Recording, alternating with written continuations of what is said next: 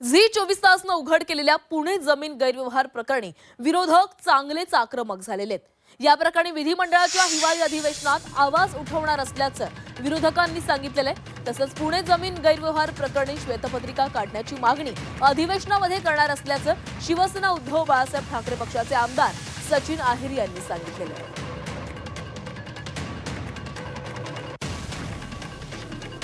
तर पुणे जमीन गैरव्यवहार प्रकरणी विरोधकही चांगलेच आक्रमक झालेले आहेत। या प्रकरणी विधिमंडळाच्या हिवाळी अधिवेशनात आवाज उठवणार असल्याचं विरोधकांनी सांगितलंय।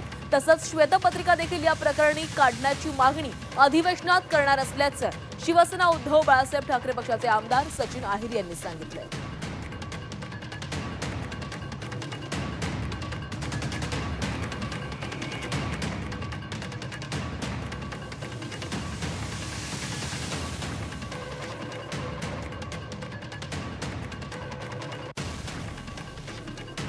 तर याच संदर्भामध्ये सचिन आहेर यांच्याशी फोनवरून झी 24 तासनं संवाद साधलेला होता। पाहूयात त्यांनी काय प्रतिक्रिया दिलेली आहे।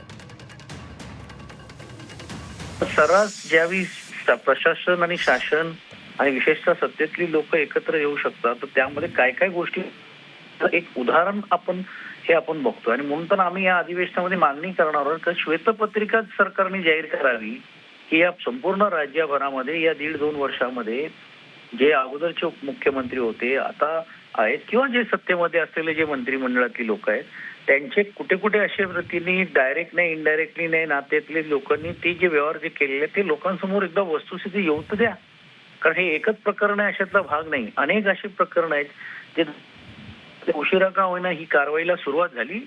ह्याच्यामध्ये जे आरोप आमच्या पक्षाच्या वतीने करण्यात आलेले आहेत, परत मी एक सांगतो की इकडे व्यक्तिद्वेष देऊन नाही, वस्तुस्थिती काय असेल ते समोर येऊ दे, पण ती वस्तुस्थिती पण आणायची नाही आणि सरसकट क्लीन चिट घेऊन फिरायचं साधी चौकशी नाही, हे मला असं वाटते उचित होत नाही। म्हणून ही पहिली कारवाई केली, उशिरा आलेला शहाणपणा असं म्हणायला हरकत नाही।